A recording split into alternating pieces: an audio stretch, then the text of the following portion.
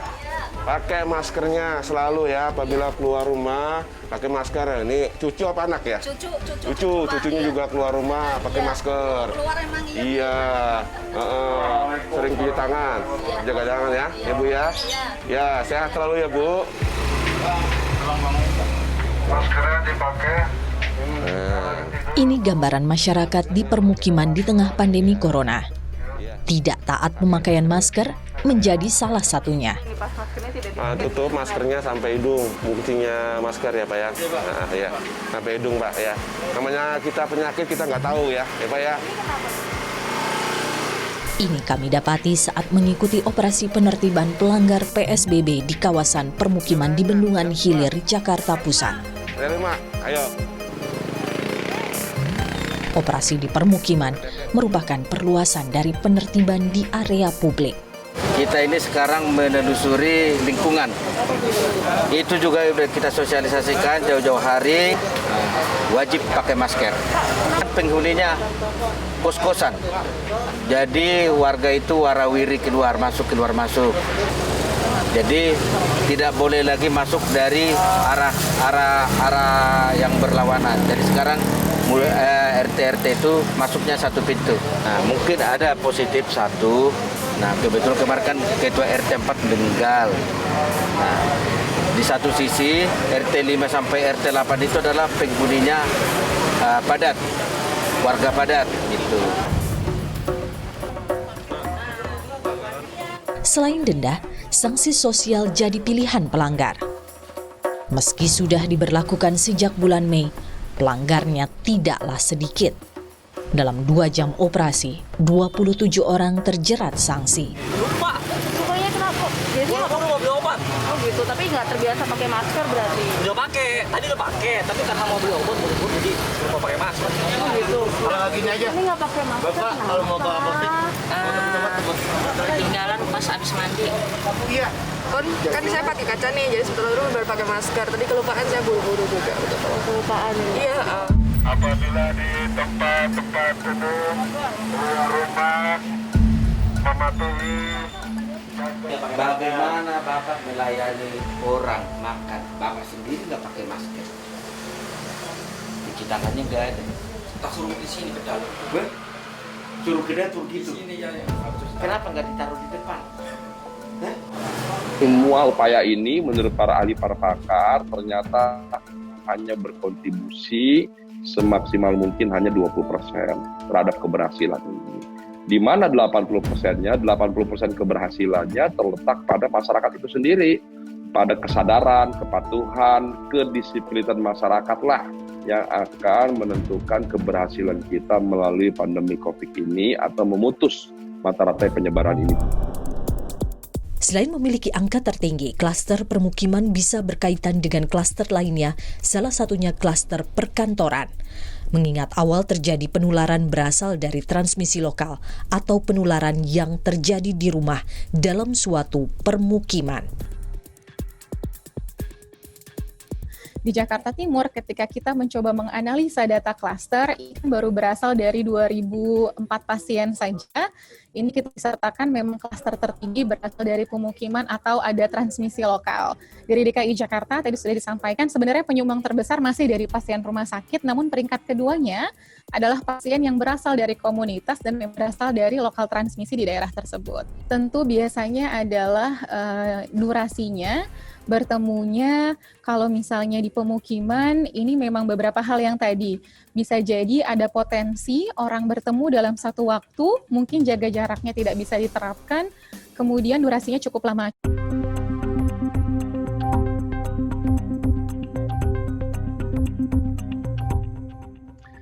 Sejak awal, Provinsi DKI Jakarta telah mengambil kebijakan membuat program yang kami sebut dengan Kampung Siaga. Jadi Kampung Siaga itu kami membentuk gugus tugas di tingkat RW untuk memastikan bahwa setiap RW mematuhi berbagai kebijakan, menyiapkan berbagai infrastruktur di setiap lingkungan masing-masing, di lingkungan RW, RT, bahkan lingkungan terendah lainnya. Umpamanya apa? Memastikan pintu masuk, pintu keluar, menyiapkan piket, memastikan adanya gugus tugas atau satgas yang melakukan pengawasan, monitoring koordinator. Kemudian bagi RW-RW, yang ada 33 RW yang masuk dalam zona merah, juga dilakukan pengawasan yang lebih ketat lagi di RW-RW merah untuk terus melaksanakan dan meningkatkan pelaksanaan protokol COVID-19 tersebut. Selain di Jakarta, razia pelanggar PSBB di permukiman juga dilakukan sejumlah daerah. Dalam pemukiman padat penduduk, ya kan bukan hanya mereka tinggal sangat dalam padat hunian ya, tetapi juga perlu edukasi khusus dan juga akses air bersih juga harus dijaga gitu kan, karena padat hunian itu kan disuruh cuci tangan, bagaimana mau cuci tangan, air aja harus beli gitu kan. Jadi mereka praktis tidak akan memenuhi anjuran karena tadi keterbatasan. Kemudian mereka kalau perlu sosial ekonominya dibantu, kalau mereka patuh akan dibantu sosial ekonomi. Jadi ada stimulus ekonomi pada mereka, diberikan bantuan tunai langsung misalnya kan, itu dengan syarat mereka patuh untuk melakukan 3M. Jadi banyak cara untuk meningkatkan kepatuhan masyarakat, bukan hanya mendisiplinkan, bukan hanya menghukum, tapi juga memberikan reward yang tepat pada kelompok-kelompok yang memang harus dibantu. Meski permukiman menjadi penyumbang kasus corona, tidak semua berzona merah, termasuk di permukiman padat penduduk yang rentan terjadi penyebaran corona. Tambora, kecamatan berpredikat kawasan terpadat se-Asia Tenggara. Berada di lahan seluas 5,4 km persegi, jumlah penduduknya mencapai lebih dari 271.000 jiwa. Mencoba melihat realita permukiman padat di tengah pandemi, kami mendatangi RW 01 di Kelurahan Jembatan Besi, Kecamatan Tambora. Sempat menjadi zona merah, RW berpenduduk 1.500 jiwa ini kini berzona hijau setelah 10 orang warganya sembuh dari corona. Meski berzona hijau, ancaman corona masih mengintai. Ada yang satu rumah 8 kakak, ada yang 5 kakak, ada juga yang 7 kakak. Kita sudah terapkan itu tadi, yang pertama PSBL, lalu beberapa anjuran, lalu kemudian 120 cuci tangan di setiap titik, lalu kemudian pembagian masker. Tapi belakangan ini karena memang udah bahasanya udah kedengaran hijau nih di lingkungan kita, malah warga banyak yang lalai juga. Menjadi masalah besar karena memang ketidaktahuan awalnya. Ketidaktahuan bahwasanya COVID ini antara ada dan tiada. Nyata atau tidak nyata. Yang jelas seperti itu. Lalu virus, saya jelaskan virus itu memang juga ada virus. Kesadaran masyarakat jadi kunci untuk memutus penyebaran corona. Sosialisasi dan teguran terus dilakukan. Namun soal kesadaran memang masih jadi PR. Haris bin Saipi adalah salah satu warga RW 01 Jembatan Besi Tambora yang sempat terinfeksi COVID-19. Dia yang kini telah sembuh dinyatakan positif setelah diswab pada awal Juli lalu.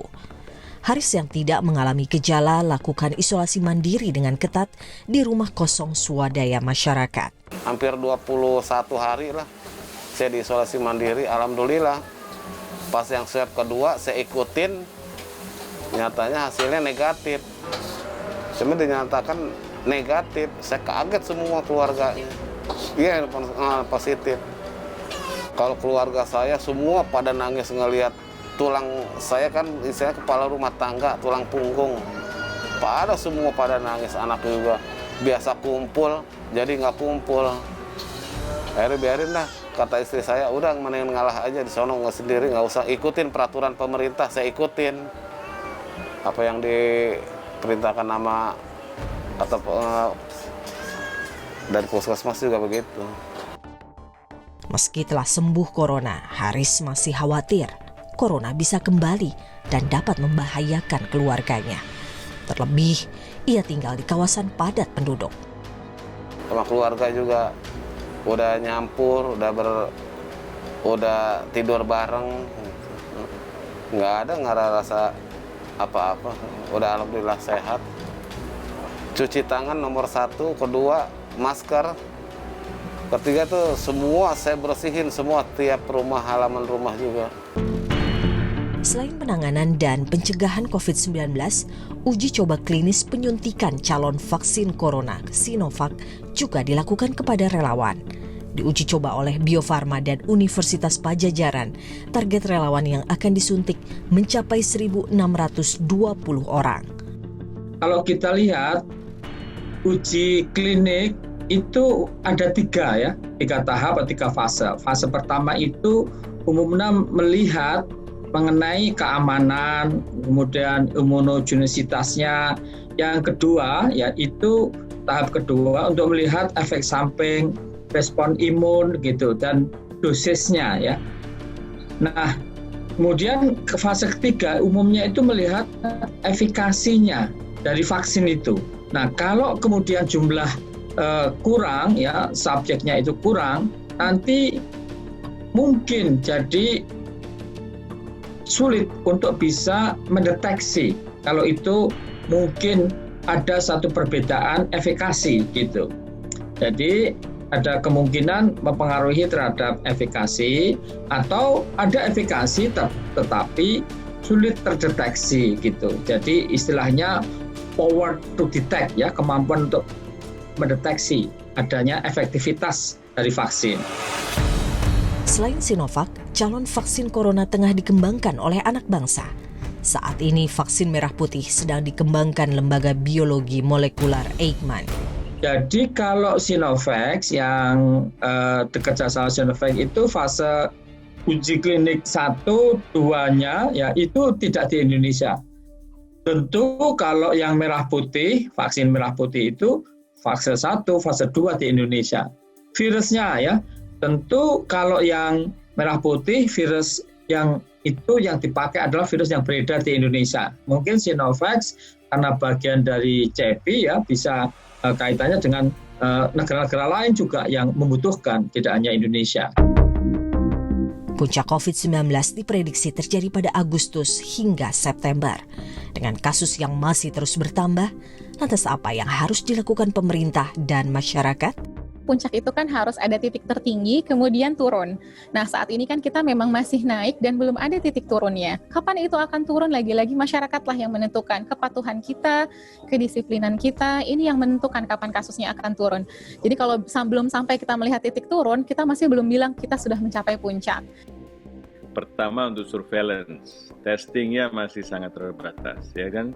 Dan testingnya harus dengan orang dengan kontak. Ya. Kontak harus dilakukan pelacakan. Kontak yang erat harus di-testing lagi. Nah, ini yang perlu diperbaiki. Ini yang menjadi penting karena ketimpangannya sangat tinggi. Sebagian besar tes itu di Jakarta. Di daerah lain tidak ada tes. Bahkan di wilayah-wilayah tertentu kepala daerahnya tidak mau untuk tes pada orang-orang yang terkonfirmasi. Kenapa? Karena Satgas itu menggunakan istilah-istilah yang kontraproduktif, menggunakan istilah zona hijau, zona kuning, karena mereka ingin mempertahankan citra dengan tidak tes ya tidak ada kasus ya hijau. Menunggu vaksin corona tak hanya pemerintah yang wajib mengambil langkah.